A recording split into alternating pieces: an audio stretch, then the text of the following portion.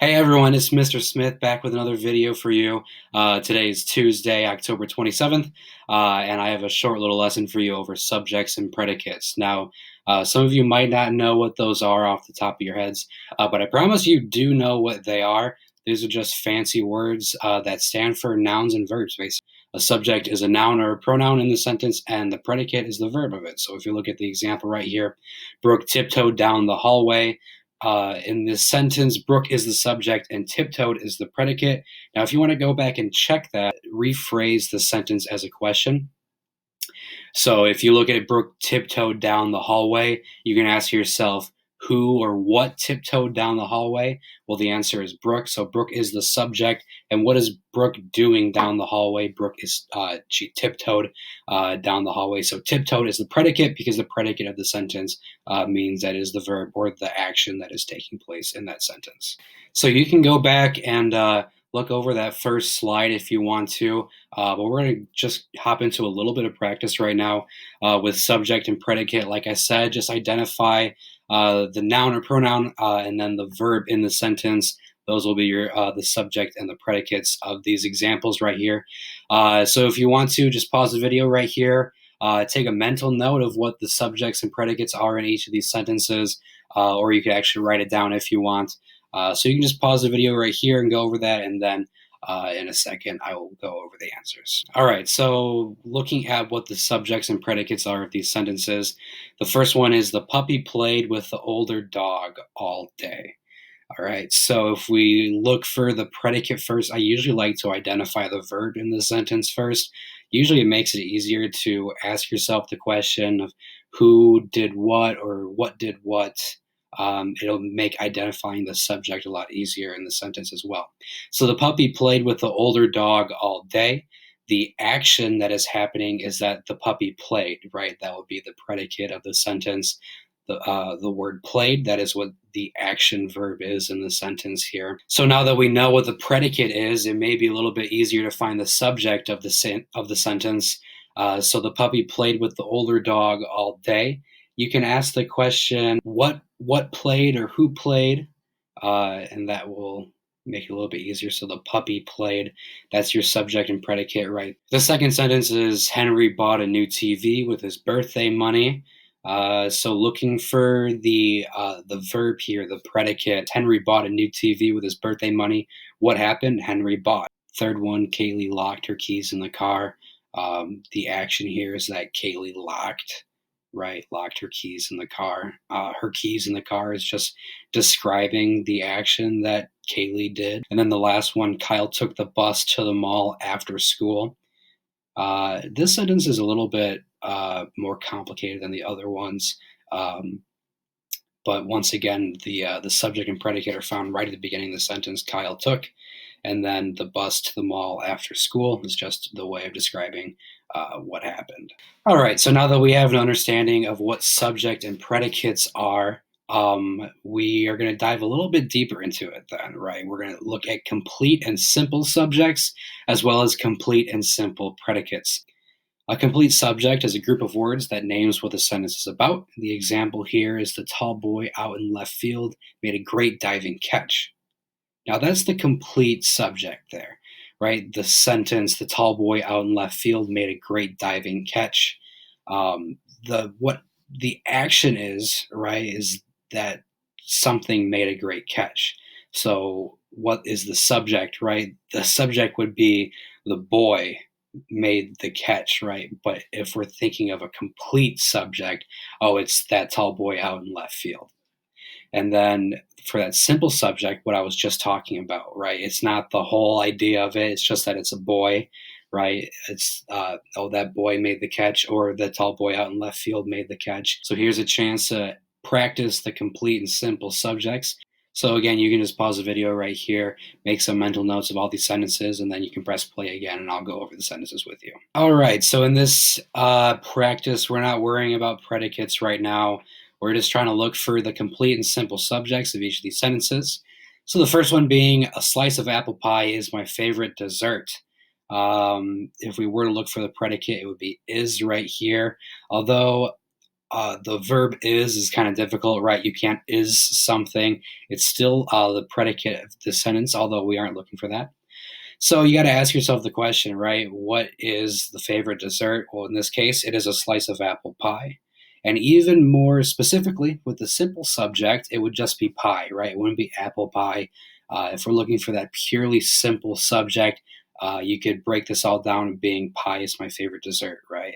And it would make just as much sense as the original sentence. Sentence number 2, we have the little black dog chased our car down the street. Chased is our predicate here. You can ask yourself, well, what chased the car down the street? The little black dog would be our complete subject here. And then dog would be the simple subject. Again, if you just broke down that complete subject, you could say dog chased our car down the street. It would still make sense. Our third sentence is the lady across the street baked us cookies when we moved in. Baked would be our predicate here. So you could say who baked or what baked. That would be the lady across the street. And for our simple subject, it would just be lady, right? Lady baked us cookies when we moved in. And finally, my sister Tiana knows how to make jewelry. Knows would be our predicate here. So you can ask, like, who knows how to make jewelry? That would be my sister Tiana. And even more specifically, it would just be Tiana for our simple subject. So we just went over complete and simple subjects. It's time to move on to predicates.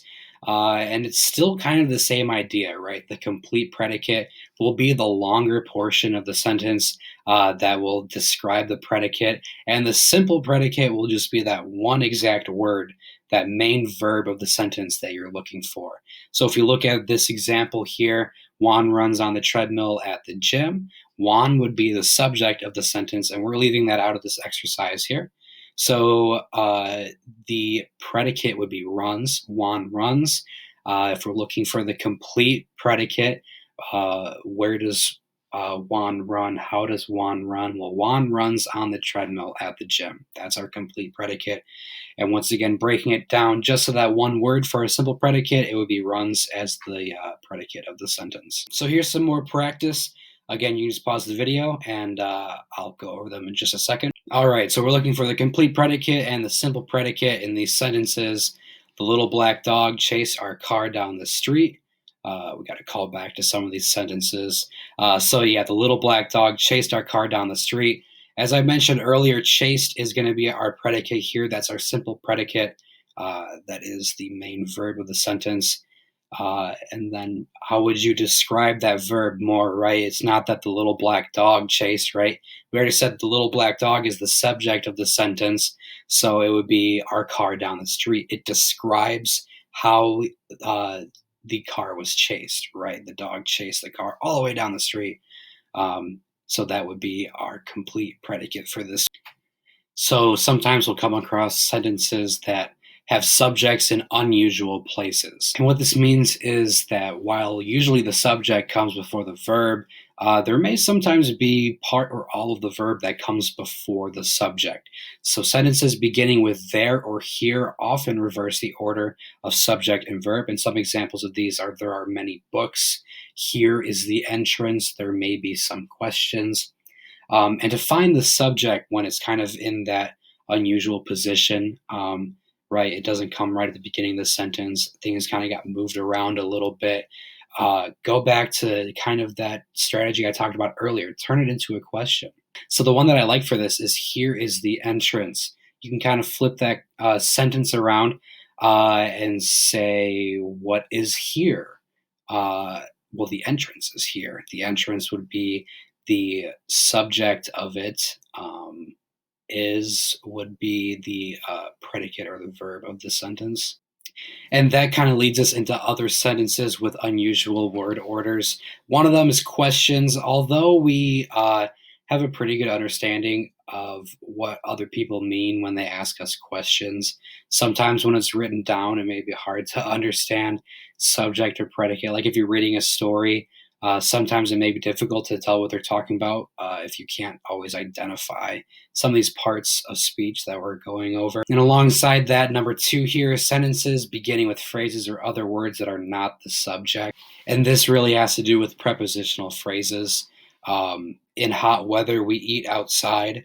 Well, we eat is the subject and predicate here. Outside describes where the eating is happening, and in hot weather just kind of describes the entire experience, right? They're eating outside in hot weather.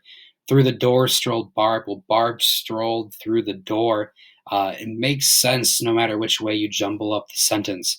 But through the door, they're words that you kind of just have to ignore, right? Strolled or eat, look for their predicates, and then find out what is doing that action, right? The hot weather isn't eating outside. We eat outside. The door didn't stroll through Barb, right? Barb strolled through the door. And then the third one here are commands. And this is sort of where this odd part of the English language is introduced. And some of you may know what it is, but it's called the understood you. And to kind of explain this a little bit more before we advance, I want to show you a little bit of a YouTube video. So I'll show you that right now. Sentences. Well, where are the subjects? And that's where you understood comes in. If you're issuing a command to somebody without saying who they are, you know that you understood is going to be the subject of that sentence. So you read this book. You eat your vegetables. You take out the trash. Walter, you finish your homework. We understand that you is the subject of that sentence without actually needing to write it down.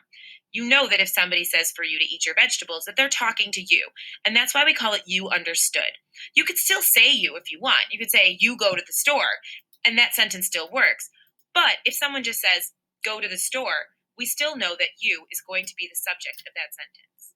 So I hope that video helps you understand the concept of understood you a little bit more. Those are some pretty good examples they had there in the video. Like right here, we have help me with this package. Usually if someone's like carrying a package, they don't have time to blurt out a complete thought like that includes a subject in the sentence, right?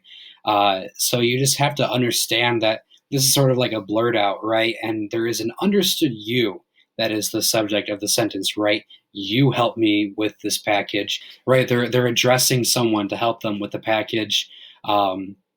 And that would be our understood you, which is the subject of the sentence, which makes it a little bit more difficult. But if you can't really find who the subject is, maybe check to see if there should be an understood you somewhere in the sentence, and that might help you out a little bit. So I believe you have a worksheet that goes alongside this. You can keep going back to this video or use YouTube, use other resources. So yeah, go ahead and use any resources you want, anything that will help you understand this concept a little bit better.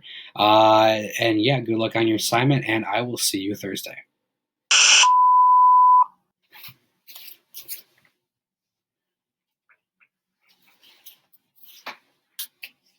Are y'all carving pumpkins this year?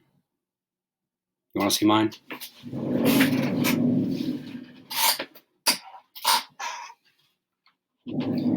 This is the pumpkin I carved this year.